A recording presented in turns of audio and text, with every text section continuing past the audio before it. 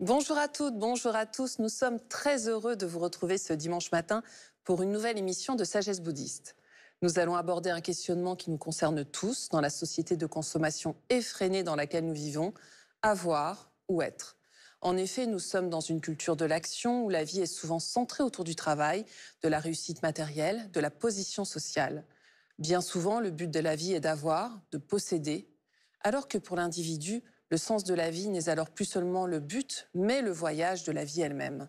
Ce qui compte, c'est d'être en chemin et non d'arriver à destination.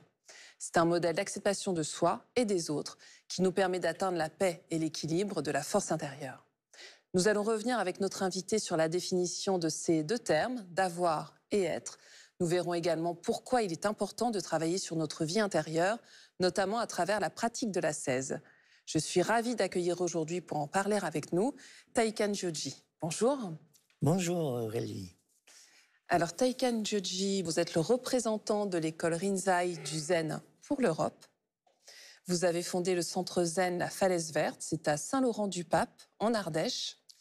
Vous avez reçu il y a quelques années le prix du ministère de l'Intérieur japonais pour le travail de transmission en Occident aussi bien du Zen que du Kyodo. Et depuis votre retour en France, donc vous êtes dans ce centre, la Falaise Verte, vous êtes revenu en 1975.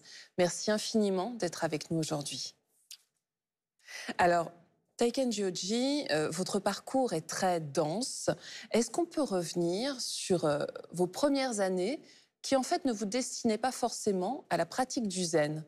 Vous étiez architecte, je crois. Oui, effectivement, j'ai entrepris des études d'architecte non abouties, mais la raison pour laquelle je suis allé au Japon, c'est pour étudier l'architecture traditionnelle japonaise. Parce que les Japonais sont maîtres dans la gestion du vide. Voilà, et à un moment donné, j'ai pas trouvé de travail et je me suis intéressé à la culture japonaise et à la base de cette culture existe le zen. Alors j'ai décidé d'aller 6 mois dans un monastère zen à Kobe. Et au bout de 6 mois, j'ai compris que j'avais rien compris. Alors, je suis resté encore 6 mois. Et de 6 mois en 6 mois, je suis resté 7 ans. Voilà comment ça s'est passé. Et à un moment donné, mon maître m'a dit, ben maintenant, au point où tu en es, de ta pratique, tu peux enseigner aux autres, aux Occidentaux.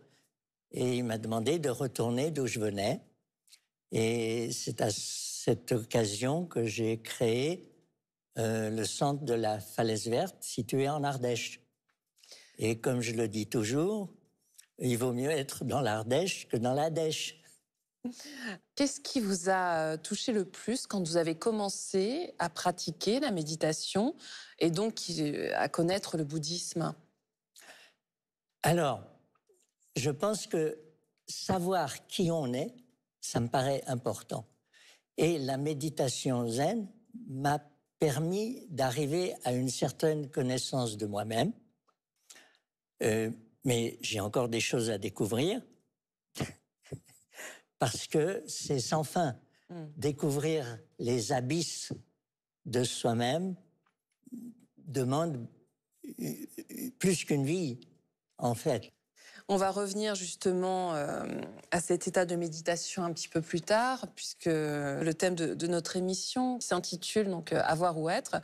Commençons par la définition peut-être du terme avoir. C'est surtout interprété chez nous dans le sens de posséder. Posséder, c'est un peu ce que tout le monde souhaite. Posséder des biens. Parce que en possédant des biens, on se sécurise. Ça nous rassure, quoi. Ça nous rassure. Et on est en train de foutre en l'air la planète parce que tout le monde veut posséder tout ce qui se passe, tout ce qui existe. Donc en fait, c'est avoir, mais là, on parle de biens matériels. Essentiellement. Essentiellement. Oui. Et alors, le terme d'être, comment vous l'entendez? Alors, être, to be or not to be, la grande question de Shakespeare, c'est dans le sens de réaliser sa nature profonde. Si on est sur cette terre, il doit y avoir une raison profonde. Et simplement être intellectuellement et savoir qui on est, c'est sans intérêt. Ce qui me paraît essentiel, c'est d'aller découvrir tout ce que l'être humain recèle. Et ça, la méditation zen permet d'y accéder. Alors, on revient aussi à ce que nous disait Bodhidharma, finalement, c'est réaliser également notre nature profonde. Voilà. Bodhidharma, qui est le fondateur du zen, a exprimé, entre autres, que la raison pour laquelle on pratique la méditation zen, c'est pour arriver à une expérience profonde de soi-même. Alors, c'est quoi cette expérience profonde? Certains l'appellent Satori, d'autres illumination, d'autres Kensho. Enfin, à la fin, c'est la même chose. Est-ce que finalement, cette même chose, c'est la méditation, avec cette importance du souffle qui est absolument capitale? Bien sûr, le souffle, c'est la vie. La respiration, c'est la vie. C'est la première chose qu'on fait en venant au monde et c'est la dernière chose qu'on fait en mourant. On meurt sur une expiration. Et toute sa vie, on aura inspiré, expiré, inspiré, expiré, d'une manière automatique, sans savoir que cette respiration, cette concentration sur le va-et-vient du souffle peut accéder à des endroits cachés de soi-même. Justement, comment est-ce qu'on peut travailler sur cette respiration? Alors, déjà, assis les jambes croisées, ça permet une certaine tranquillité qui fait que la concentration sur le va-et-vient du souffle s'en trouve facilitée. Être un avec ce qu'on fait au moment où on le fait. Ça, c'est ce qu'apporte la méditation zen, la concentration sur le va-et-vient du souffle. Être un avec ce qu'on fait au moment où on le fait, c'est fondamental. Mais alors, pardon Taïkan, est-ce que ça ne nous permet pas aussi de gagner en liberté, ce qui est aussi fondamental, hein? Bien sûr, et les termes que j'utilisais entre Kensho, Satori, illumination, débouchent sur une certaine liberté et sur un certain détachement. Mais le détachement, il ne faut pas y être attaché. Il faut aussi s'en détacher. Et voilà. Si on est attaché au détachement, si on œuvre dans le sens d'arriver au détachement, c'est un attachement au détachement. Donc, on n'y arrive pas. Alors, vous avez quand même des pistes à nous donner, j'imagine. En préparant l'émission, vous m'avez parlé de la rigueur de l'ascèse. Oui, tout le monde ne peut pas faire des séjours dans un monastère zen, mais le Centre de la Falaise Verte organise des stages d'initiation à la pratique de la méditation.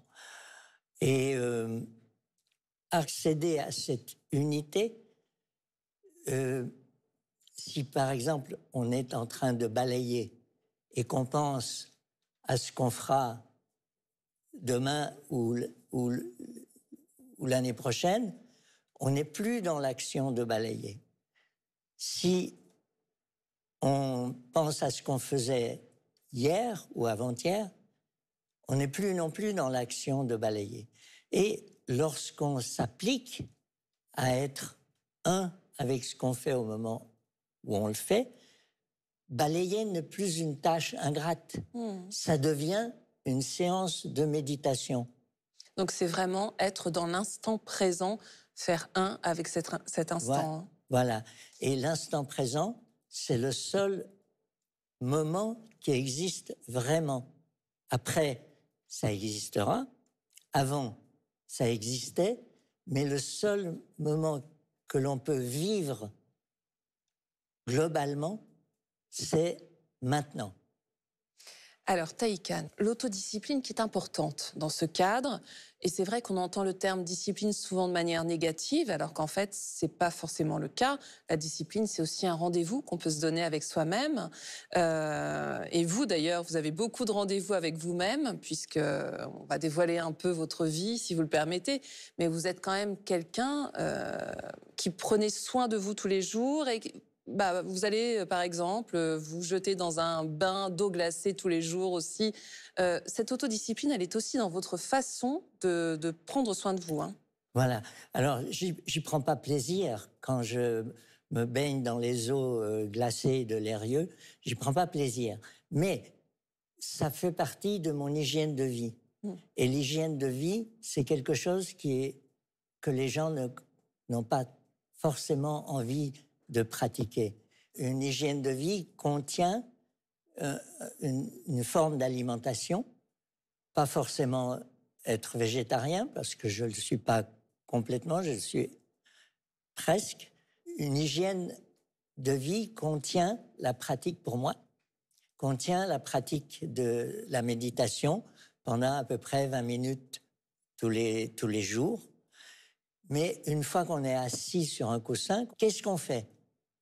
Et là, la technique de l'école Rinzai à laquelle j'appartiens enseigne comment diriger sa concentration sur les respirations. Et c'est là qu'on atteint justement notre nature profonde, notre nature d'être. Hein. Voilà. Merci infiniment, Taïkan, d'avoir été avec nous aujourd'hui. C'est un très, très grand plaisir. Partagez. Pour poursuivre cette réflexion, voici quelques ouvrages que je vous invite à découvrir, avec tout d'abord 2 livres de notre invité. Itinéraire d'un maître zen venu d'Occident, aux éditions Almora. Lorsqu'on me demande pourquoi je suis entrée dans un des monastères zen les plus durs du Japon, je peux répondre de plusieurs façons. Pour trouver un sens à la vie ou pour résoudre les questions fondamentales. Qui suis-je? D'où est-ce que je viens? Qu'est-ce que la mort? Voici le récit personnel et très touchant de notre invité Taïkan Gyoji pour répondre à ces questions qui nous touchent tous. Ainsi que Kyodo, tir à l'arc zen, toujours de notre invité, publié aux éditions Le Courrier du Livre. Le Kyodo, appelé aussi voie de l'arc ou zen debout, est reconnu comme le plus haut niveau des disciplines martiales. Sous l'influence de la tradition du bouddhisme zen, il devint au fil des siècles une méthode de méditation en action. Atteindre la cible n'est pas essentiel, on cherche à atteindre sa cible intérieure. En ce sens, le Kyodo convient à la recherche de la paix du cœur. Richement illustré de photos, illustrations et schémas, ce livre permet de visualiser chaque posture de manière claire et précise. Et enfin, Sankoan Zen, commenté par Nyogen Senzaki, chez Albin Michel, dans la collection Spiritualité vivante. Sentences ou anecdotes à la signification mystérieuse, les koans sont utilisés dans le bouddhisme zen pour amener les moines à l'éveil. Ils nous aident à comprendre que ce que nous croyons être la réalité n'est en fait qu'une construction de la raison et du sens commun. En remettant en question nos habitudes de pensée, ils nous montrent la réalité en elle-même, au-delà du discours. C'est la fin de cette émission. Vous pouvez la revoir pendant 1 mois sur France.tv. Nous vous souhaitons un très, très beau dimanche. À la semaine prochaine.